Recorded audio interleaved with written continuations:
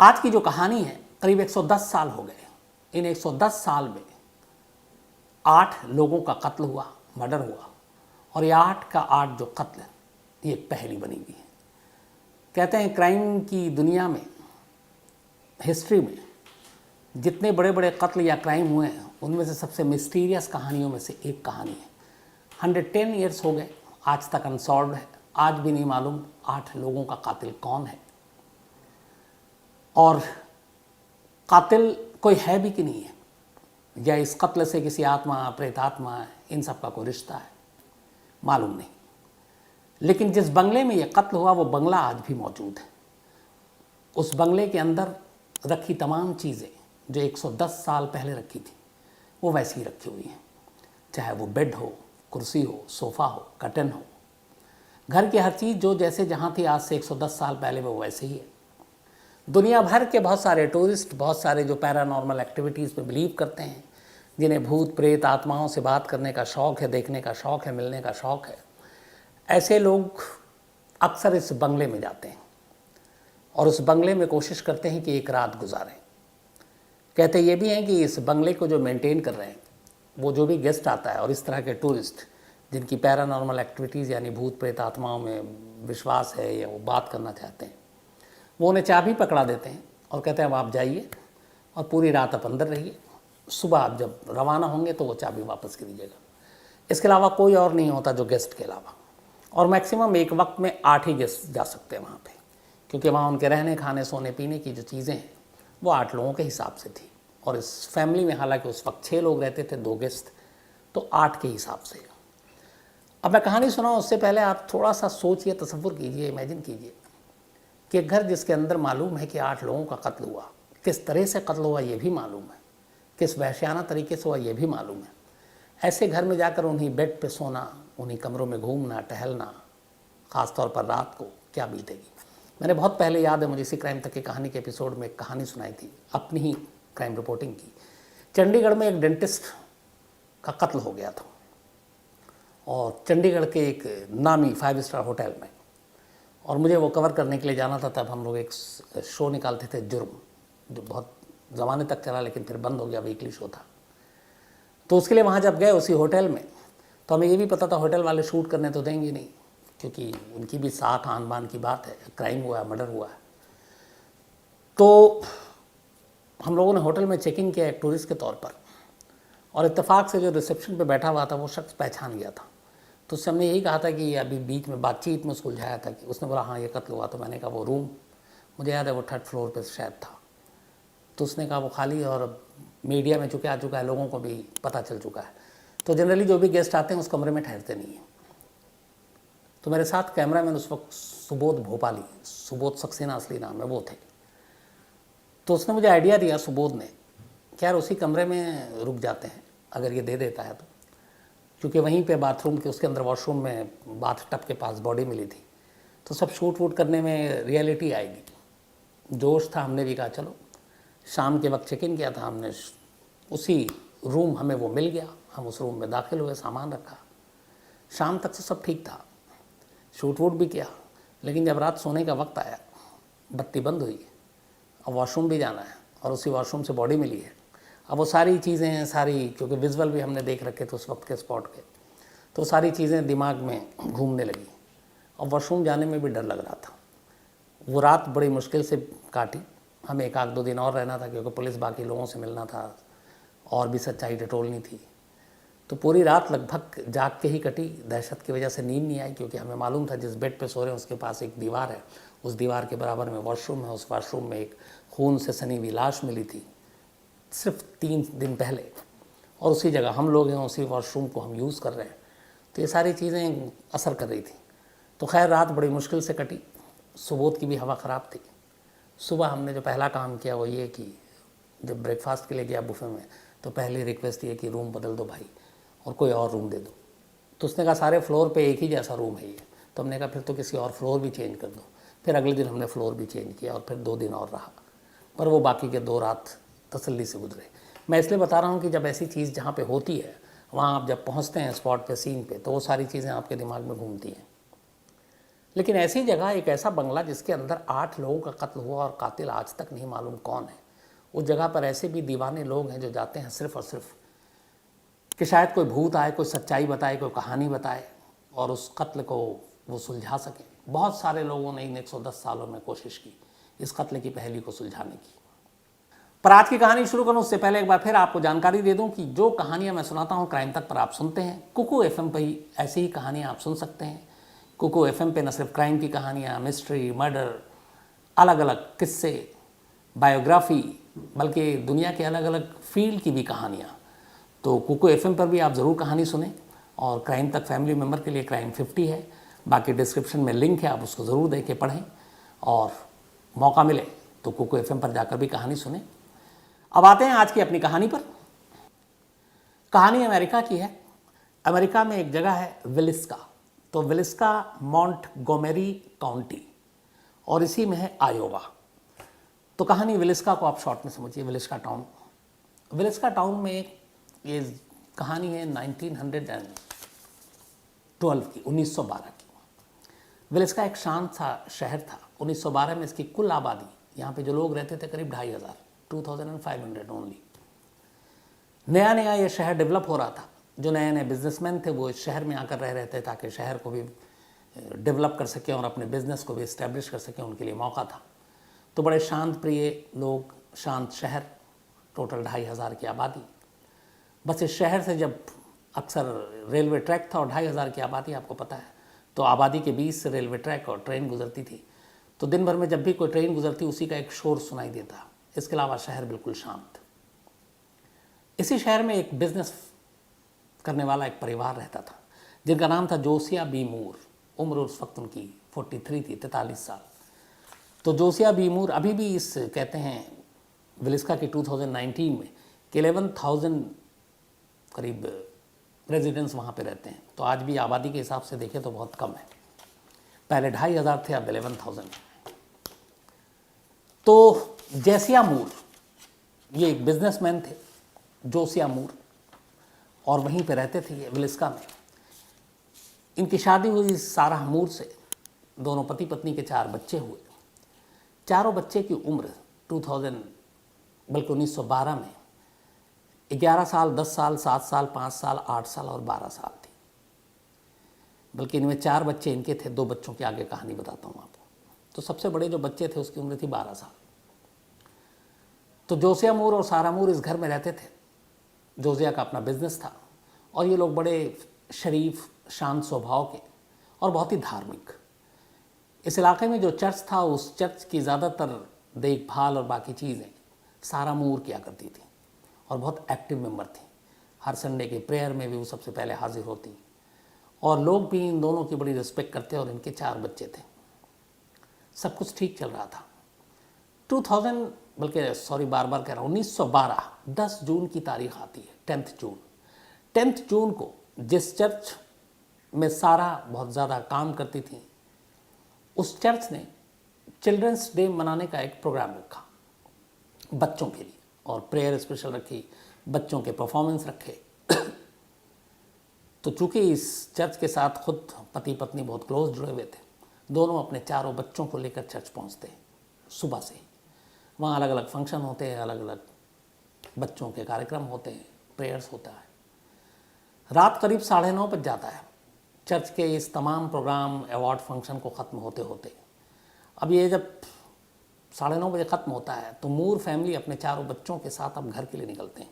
इत्तेफाक से इनके पड़ोस के 2 बच्चे, वो भी उसी चर्च में थी अपने पेरेंट्स के साथ। इन बच्चों के साथ उनकी दोस्ती थी मूर फैमिली के। तो उन दोनों बच्चों ने कहा कि आज की रात क्या हम अपने दोस्तों यानी मूर फैमिली के 4 बच्चों के साथ उनके बंगले में रुक जाएं। फैमिली एक दूसरे को जानती थी। उन्होंने कहा कोई बात नहीं, सब बच्चे एक दूसरे से घुले मिले हैं, दोस्त हैं। माँ बाप ने इजाज़त दे दी। अब मूर फैमिली अपने 4 बच्चों और पड़ोस के 2 बच्चों के साथ अपने बंगले में करीब 9:45 के आसपास दाखिल होते हैं। आने के बाद बच्चों को कुछ हल्का फुल्का, चूँकि चर्च में ऑलरेडी खिला पिला दिया था, उन्हें कुछ देते हैं। इसके बाद अलग अलग कमरे में 2-2 करके 4 बच्चे सो जाते हैं, एक एक साथ 2-2। और हस्बैंड वाइफ जोसिया और सारा मूर ये अपने बेडरूम में सो जाते हैं, घर की बत्ती बंद कर देते हैं, पर्दा बंद हो जाता है। इसके बाद रात बीत जाती है। अब आती है 11 जून की रात, 11 जून 1912, बल्कि सुबह आती है। सुबह करीब 8 बज चुके थे। मूर फैमिली के इस घर के खिड़कियों के न तो पर्दे हटे, न दरवाज़ा खुला, न कोई बाहर आया, न बच्चों के शोर की आवाज़ सुनाई दी। और आम तौर पर इनका रूटीन ये था कि सुबह उठकर ये लोग प्रेयर करते थे। तो इस प्रेयर की आवाज़ और उनके रूटीन से उनके तमाम पड़ोसी अच्छी तरह वाकिफ़ थे और ये उनके रूटीन में शामिल था, पूरे वीक, पूरे मंथ, पूरे साल।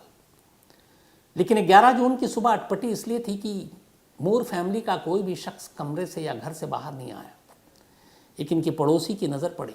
उन्होंने देखा कि अब तो 7:30 के बाद 8 बज गए, कर्टन भी अपनी जगह पर है, दरवाज़ा भी नहीं खुला, कोई बाहर नहीं आ रहा है। तो उन्हें लगा क्या बात है। पहले उन्होंने सोचा कि कल चर्च में फंक्शन था, शायद सब थके हुए हों, लेकिन उन्होंने कहा इससे पहले भी चाहे कैसे भी हालात हों, सुबह का प्रेयर ये लोग नहीं छोड़ते। तो पड़ोसी को चिंता हुई, फिक्र हुई। उसने जाकर दरवाज़ा नॉक किया। काफ़ी देर तक अंदर से कोई आवाज़ नहीं आई। फिर उसने अलग अलग खिड़कियों के पास जाकर बच्चों के नाम ले लेकर उन्हें पुकारा। अंदर से कोई रिप्लाई नहीं आया। अब वो घबरा गई।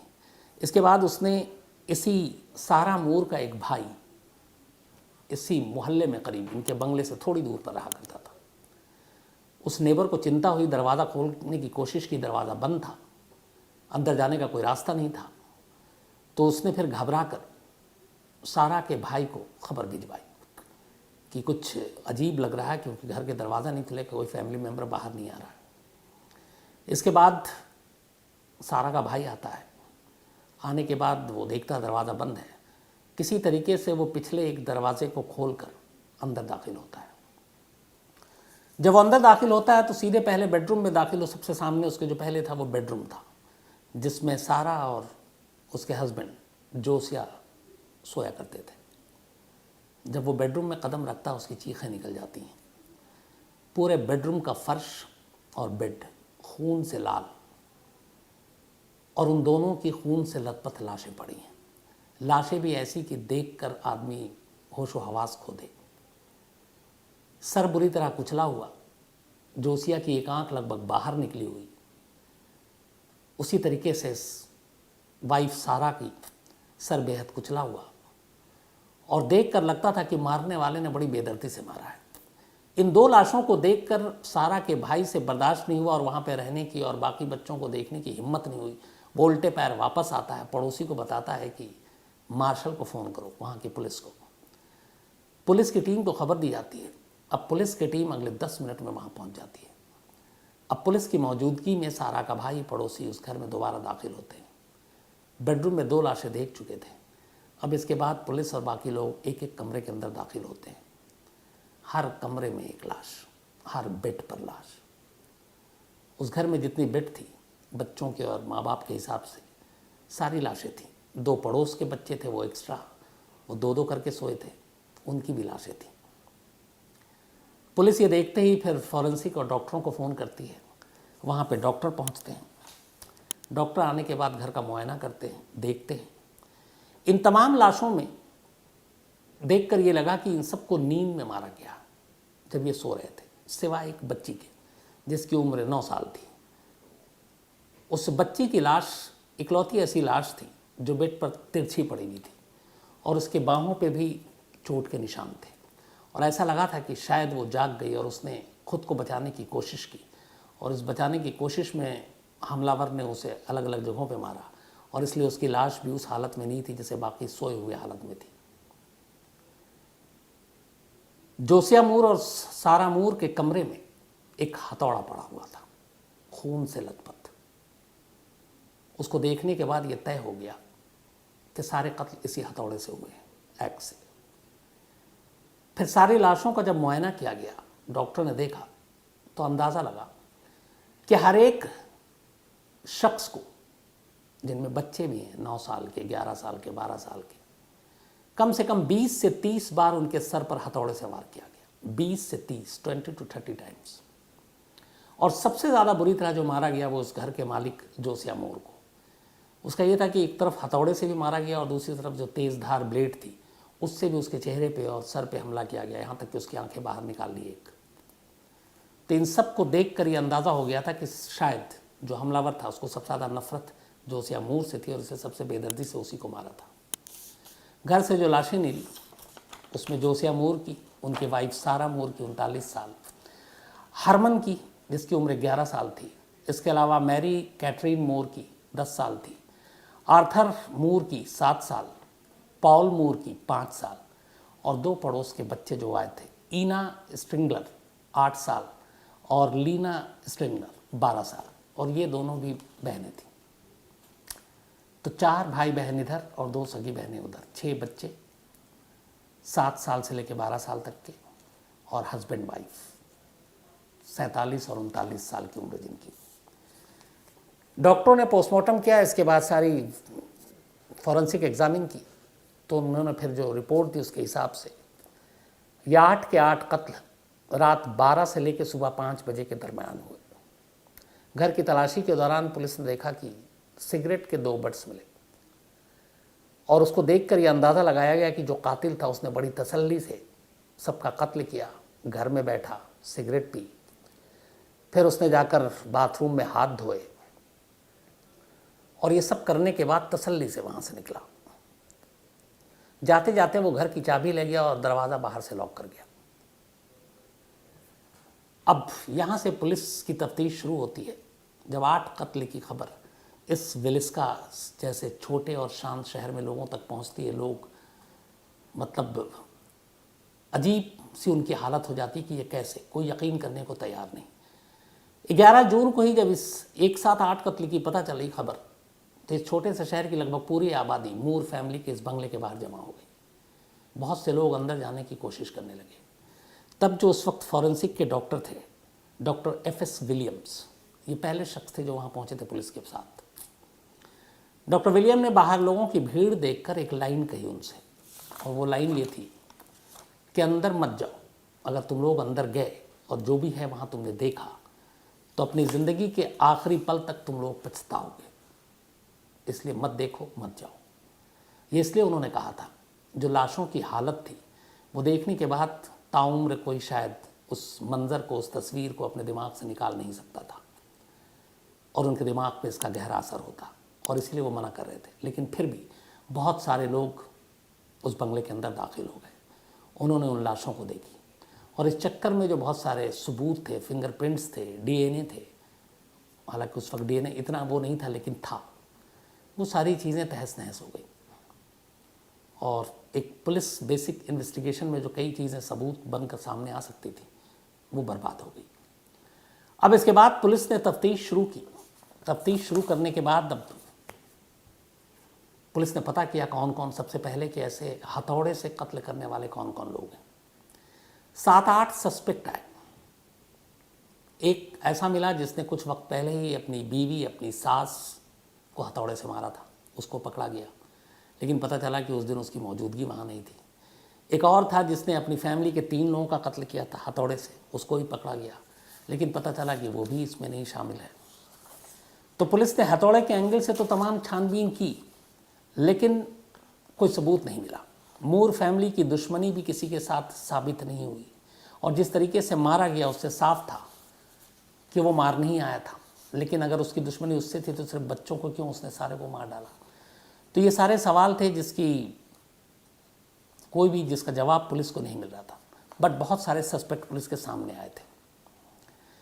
इन्हीं में से एक सस्पेक्ट था जो कैली, सबसे बड़ा सस्पेक्ट।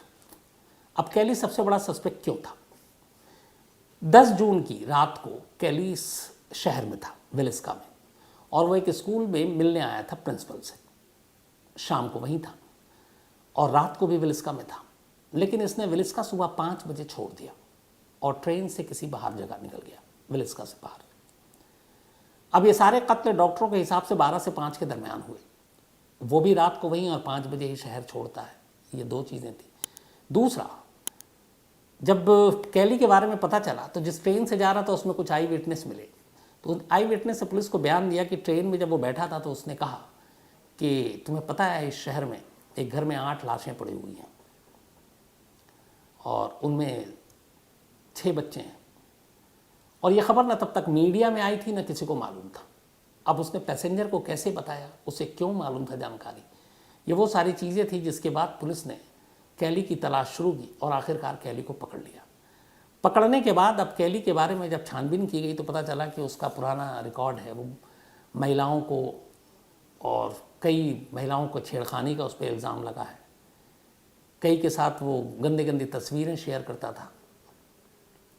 तो ये सारी चीज़ें उस वक्त थी, हालांकि ये सब नहीं था आपके व्हाट्सएप और ये सारी चीज़ें, लेकिन वो फ़ोटो भेजता, पिक्चर भेजता, ये सारे उसके रिकॉर्ड थे, कई कंप्लेंट थी उसके ख़िलाफ़। लेकिन फिर पता चला कि उसकी मेंटल हालत भी ठीक नहीं थी और कई जगह उसका इलाज हुआ। तो पुलिस ने उसको पकड़ा और इत्तेफाक से जब पुलिस ने पकड़ा तो उसने एक्सेप्ट कर लिया और उसने कहा कि हाँ मैंने मारा है, ऊपर वाले का हुक्म था, गॉड ने कहा था, मैंने उनके फरमान को पूरा किया और मैं ही कातिल हूँ। पुलिस को लगा काम आसान हो गया। इसके बाद उसे अदालत में पेश किया गया। अदालत में जब पेश किया गया तो उसके मेंटल रिपोर्ट कार्ड को भी पेश किया गया।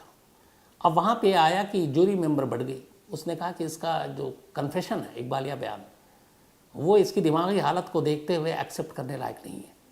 जूरी मेंबर ने 5 जूरी मेंबर बैठे हुए थे, 3-2 से इसको बरी कर दिया। ये छूट गया, चला गया। इसके बाद फिर पुलिस अपनी जांच में लगी रही, लेकिन फिर पुलिस को लगा कि ये उस दिन भी उस बंगले के बेहद करीब था, मौजूद था। फिर ये कहने लगा लोगों से कि ये कत्ल मैंने ही किया है, बार बार कन्फेशन करे। फिर कुछ ऐसे सबूत मिले कि इसको इस बंगले के पास देखा गया। फिर पुलिस ने कैली को उठाया। फिर इसके बाद इस पर दोबारा मुकदमा चला, ट्रायल। अदालत में फिर पुलिस ने सारी चीज़ें रखी, कन्फेशन रखी, लेकिन फिर उसके मेंटल और वो सारी चीज़ें रिपोर्ट आई कि बहकी बहकी बातें करता है और कहीं से भी कोई ऐसा एविडेंस डायरेक्ट नहीं मिला जो ये साबित करे कि ये कातिल है। दूसरी बार अदालत ने उसे फिर पूरी तरह से बरी कर दिया। इस बार 3-2 से भी ज्यूरी नहीं बटी, बल्कि बरी ही कर दिया और इस तरह से कैली को इस केस से हटा दिया गया। 6 और सस्पेक्ट आए। इन 6 के 6 को भी पुलिस ने पकड़ा, पूरी तफ्तीश की, लेकिन कोई सबूत और इनका इस कत्ल से, सारे 8 कत्ल से कोई लिंक नहीं जोड़ पाई। ये सारी चीज़ें चलती रही, धीरे धीरे वक्त बीतता गया, ये कत्ल एक पहेली बनी रही। उधर इस कत्ल के बाद ये जो बंगला था मूर फैमिली का, 8 कत्ल, जिन लोगों ने लाशें देखी उन्होंने अपने मुंह से अलग अलग कहानियाँ सुनाई। ये एक घोस्ट बंगला में तब्दील होता गया। बरसों ये बंगला वीरान रहा, आसपास में झाड़ उगाए, कोई देखभाल करने वाला नहीं। और फिर इसको धीरे धीरे इसकी कहानियाँ इतनी हैं कि इसको दुनिया के सबसे डरावने और घोस्ट प्लेस में से एक बताया जाने लगा। वक्त बीतता रहा, करीब 100 साल बीत गए। 100 साल के बाद बंगला प्राइम लोकेशन पे था। पहले इसको म्यूज़ियम में तब्दील किया गया, फिर एक ने इसे ख़रीदा और इस बंगले के बाहर एक बोर्ड लगाया गया जो आप तस्वीर में देखेंगे। ये रियल बोर्ड है जिसमें हथौड़े से कैसे एक बंगले के अंदर कत्ल होता है, ये उस बंगले के बारे में बाकायदा बताया गया। तो धीरे धीरे एक घोस्ट बंगले के नाम पे जब ये मशहूर होने लगा तो जो पैरानॉर्मल एक्टिविटीज़ और इन सारी चीज़ों, भूत प्रेत पे बिलीव करते हैं या उनसे बातें करने की कोशिश करते हैं, उनका आकर्षण बढ़ा इस तरफ। इसके बाद लोग दूर दूर से यहाँ आने लगे। जब वो आने लगे तो फिर प्रॉपर्टी ओनर को एक ख्याल आया कि क्यों ना इससे पैसे कमाएं, तो उसने पहले इसे होटल में तब्दील कर दिया। उसने कहा इसमें एक ही साथ एक वक्त में एक रात में सिर्फ 8 लोग रुक सकते हैं अपनी जिम्मेदारी पर, और उन 8 लोगों को चाबी दे दी जाएगी, वो जाएंगे, उनको जो करना है करें। बहुत सारे लोग गए, रात काटी, अलग अलग किस्सा सुनाया। उन्होंने कुछ ने कहा कि हाँ अंदर जाती एक अजीब सी फीलिंग आती है, अंदर जाती एक शोक सा फील होता है, माहौल में अजीब सा एक बोझिलपना लगता है।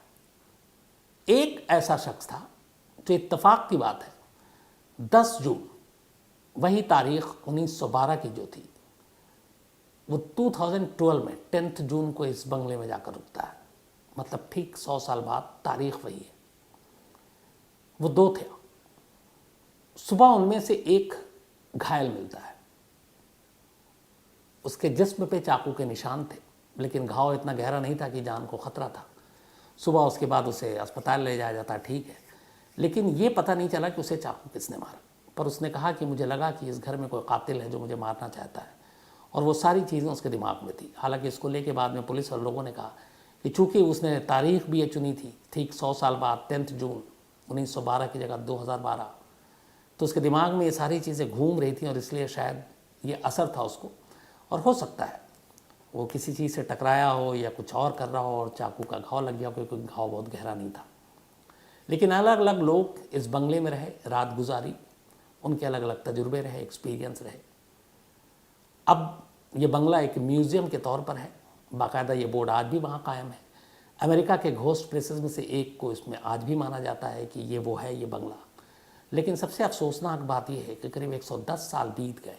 इन 110 सालों में आज भी ये एक पहेली है कि उस रात यानी 10 जून 1912 की रात 6 बच्चों और हस्बैंड वाइफ कुल 8 लोगों के हथौड़े से सर पे 20 से 30 बार एक एक शख्स पे।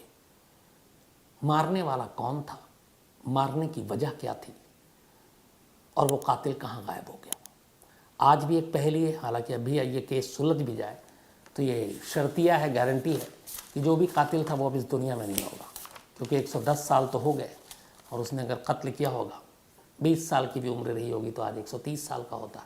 और अभी खबर आई कि दुनिया का सबसे बुजुर्ग शख्स 118 साल जिसकी उम्र, जापान में कल या परसों शायद उनकी मौत हो गई है। तो दुनिया के ओल्डेस्ट पर्सन की डेथ हुई है जिनकी उम्र 118 साल थी जापान में, कल या परसों। तो इसके हिसाब से देखें तो अगर कातिल को मिनिमम मैं 20 साल भी लेके चलता हूँ तो 130 का होता, तो इसलिए उसके ज़िंदा होने की कोई गुंजाइश बनती नहीं है। लेकिन आज भी विलिस्का के इस बंगले की कहानी, इस बंगले में हुए उस रात 8 कत्ल की कहानी एक पहेली है। बहुत सारे लोगों ने इस कत्ल की पहेली को सुलझाने की जब तब कोशिश की, बहुत सारे पुलिस अफसरों ने सुलझाने की कोशिश की, बहुत सारे सबूत जुटाने की कोशिश की, लेकिन अफसोस की बात यह है कि आज भी मिस्टीरियस है। आज भी ये वो कत्ल है जिसको आप कह सकते हैं कि अनसुलझा तो है ही है, शायद परफेक्ट मर्डर की कैटेगरी में हो सकता है ये। तो ये थी कहानी।